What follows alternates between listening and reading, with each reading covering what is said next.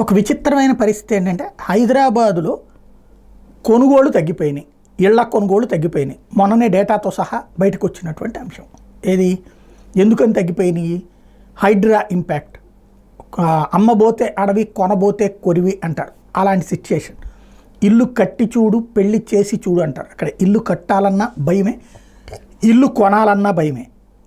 లక్షలు పోసి జీవితాన్ని దారపోసి కొన్నాక అది ఉంటుందో లేదో తెలియకపోతే ఎట్లాగా?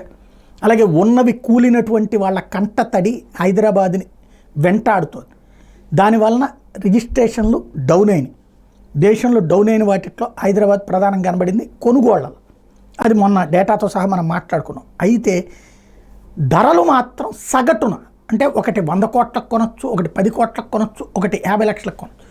ఈ లెక్కను చూస్తే సగటున 3% ధరలు పెరిగినాయి హైదరాబాద్ ఇళ్లకు సంబంధించి. ఇది క్రెడాయి తాజాగా చెప్తున్నటువంటి లెక్క. అంటే కొనేవాళ్ళు తక్కువ ఉన్నారు కానీ రేట్లు మాత్రం ఎక్కువ ఉన్నాయి అన్నటువంటి కోణాన్ని ప్రొజెక్ట్ చేస్తుంది.